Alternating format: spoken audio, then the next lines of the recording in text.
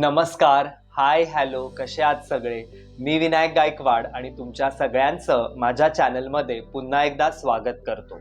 आज आपण नाश्त्याचा एक पदार्थ बघणार आहोत. आज आपण रवा आणि मक्याचे दाणे वापरून ढोकळ्याचा एक वेगळा प्रकार करतोय. आज आपण करतोय रवा कॉर्न ढोकळा. हा ढोकळा खूप झटपट होतो, खूप कमी साहित्य लागतं आणि खूप मऊ आणि लुसलुशीत अशा टेक्स्चरमध्ये हा ढोकळा बनतो. तर हा व्हिडिओ तुम्ही शेवटपर्यंत नक्की पहा, म्हणजे ही संपूर्ण कृती तुम्हाला समजेल. तर चला, या आगळ्या वेगळ्या ढोकळ्यासाठी काय काय साहित्य लागतात ते बघूया आणि आपल्या रेसिपीला सुरुवात करूया.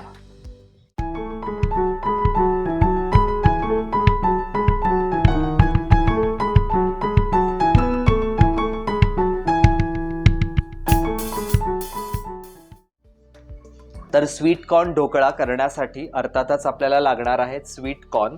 इथे मी 1 कप स्वीट कॉर्न घेतलेले आहेत. त्याच्यानंतर 1 कप रवा घेतलेला आहे. जर 1 कप बारीक रवा घेतला असेल तर आपल्याला 1 कप दही घ्यायचं आहे. हे प्रमाण आहे. 1 कप दह्याला 1 कप रवा घ्यायचा आहे. त्याच्यानंतर तेल 1 चमचा मी बॅटरमध्ये घालणार आहे आणि बाकीचं सगळं तेल आपण फोडणी करता वापरणार आहोत. त्याच्यानंतर आवश्यकतेनुसार आपल्याला पाणी लागणार आहे.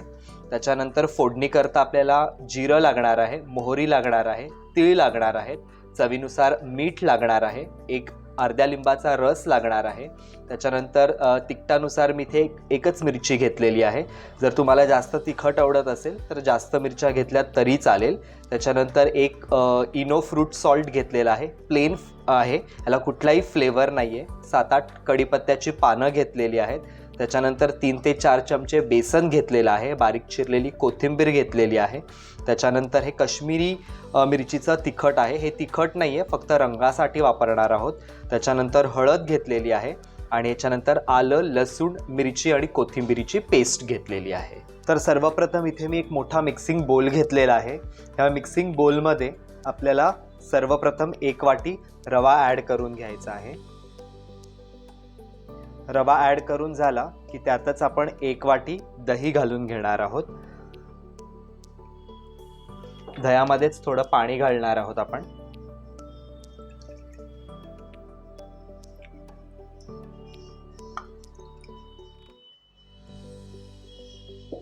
आणि व्यवस्थित आपण हे मिक्स करून घेणार आहोत.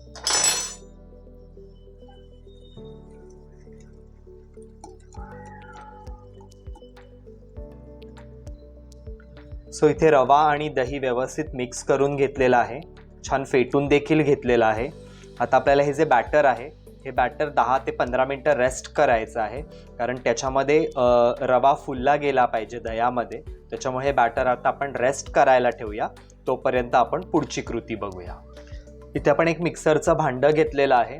या मिक्सरच्या भांड्यामध्ये आपण आता कॉर्न घालून घ्यायचे आहेत. हे कच्चेच कॉर्न आहेत आणि आपण ते ग्राइंड करून घ्यायचे आहेत. आपल्याला सगळे कॉर्न ह्याच्यामध्ये घालायचे नाही आहेत, थोडे कॉर्न आपल्याला अख्खे ठेवायचे आहेत.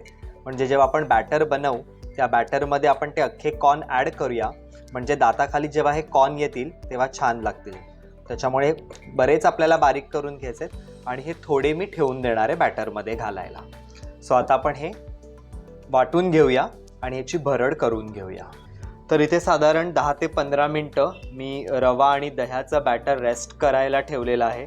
रवा छान फुललेला आहे आणि हे मी स्वीट कॉर्न मिक्सरला वाटून घेतले होते. कन्सिस्टन्सी तुम्ही चेक करू शकता.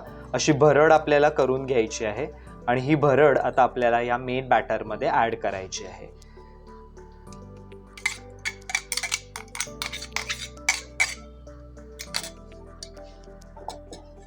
हे ॲड करून झालं की त्याच्यानंतर हे मक्याचे दाणे जे आपण ठेवले होते ते मक्याचे दाणे आपण याच्यामध्ये घालून घेऊया. त्याच्यानंतर आपल्याला बेसन ॲड करायचं आहे. सो इथे साधारण 3 ते 4 चमचे बेसन घेतलं होतं, बेसन ॲड करायचं आहे. त्याच्यानंतर थोडी कोथिंबीर आपल्याला ॲड करायची आहे, थोडी आपण फोडणी करता ठेवणार आहोत. त्याच्यानंतर अर्ध्या लिंबाचा रस आपल्याला घालून घ्यायचा आहे. त्याच्यानंतर आलं, लसूण, मिरची, कोथिंबीरीची पेस्ट ही चवीनुसार तुम्हाला ॲड करायची आहे. सो जितकं तिखट तुम्हाला हवं आहे त्याप्रमाणे ही पेस्ट घालून घेणार आहोत. त्याच्यानंतर आपण थोडी हळद घालणार आहोत. चवीनुसार मीठ घालून घ्यायचं आहे.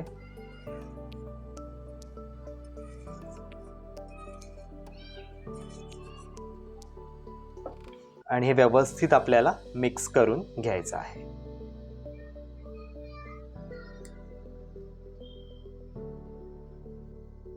हे बॅटर आपण मिक्स करून घेतलेलं आहे. याच्यामध्ये आपण 1 चमचा तेल घालणार आहोत.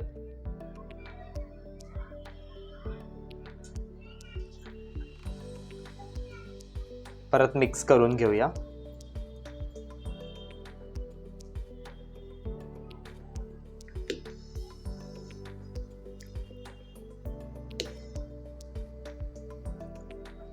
यामध्ये आपण चवीनुसार थोडी साखर घालणार आहोत. स्वीट कॉर्न ॲक्च्युली गोड असतात, पण तरी पण फ्लेवर्स बॅलन्स करण्यासाठी आपण थोडी साखर घालून घेऊया आणि व्यवस्थित ह्याला मिक्स करून घेऊया साखर विरघळेपर्यंत. सो सगळे जिन्नस आपले व्यवस्थित मिक्स करून झालेले आहेत. या स्टेजला तुम्ही थोडंसं बॅटर टेस्ट करा आणि सीझनिंग ॲडजस्ट करायचे. मीठ साखर चवीनुसार ॲड करावं लागलं तर तुम्ही याच्यामध्ये ॲड करू शकता ह्या स्टेजला. आता सगळे बॅटर व्यवस्थित मिक्स झाल्यानंतर आपल्याला याच्यामध्ये एक अख्खं इनो फ्रूट सॉल्ट घालायचं आहे.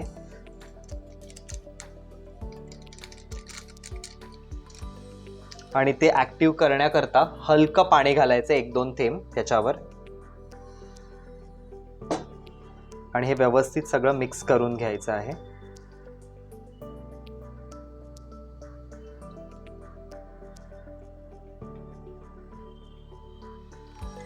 सो इनो फ्रूट सॉल्ट व्यवस्थित मिक्स केलेला आहे. आता मी हे एका प्लेटमध्ये ओतून घेणार आहे. कुठलीही स्टीलची प्लेट, त्याला तेल लावून घ्यायचं आहे आणि त्याच्यामध्ये हे बॅटर ओतून आपण ढोकळा सेट करायला ठेवणार आहोत, स्टीम करायला ठेवणार. सो इथे स्टीलच्या प्लेटमध्ये मी बॅटर ओतून घेतलेलं आहे. आता आपण वरनं लाल तिखट स्प्रिंकल करायचं आहे, म्हणजे दिसायला खूप छान दिसणार आहे. सो आपण थोडंसं त्याच्यावर लाल तिखट घालून घेऊया.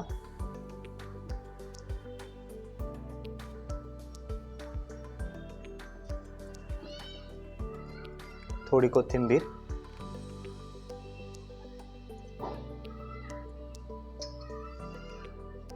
अशा प्रकारे हा ढोकळा आता रेडी आहे. आपण आता ह्याला स्टीम करायला ठेवूया. साधारण 15 ते 20 मिनिटं आपण ह्याला स्टीम करून घेणार आहोत.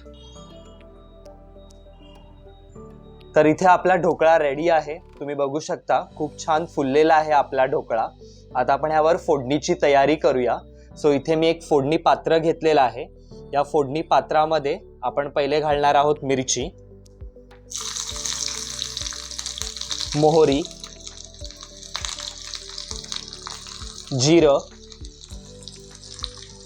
त्याच्यानंतर घालणार आहोत हिंग, त्याच्यानंतर कढीपत्त्याचे पानं आणि सफेद तीळ. आणि व्यवस्थित आपल्याला हे मिक्स करायचं आहे. आणि ही गरमागरम फोडणी आपल्याला या ढोकळ्यावर ओतून घ्यायची आहे. सो तुम्ही बघू शकता एकदम व्यवस्थित फोडणी बसलेली आहे. ढोकळा आपला रेडी आहे. आता आपण तो सर्व करून घेऊया.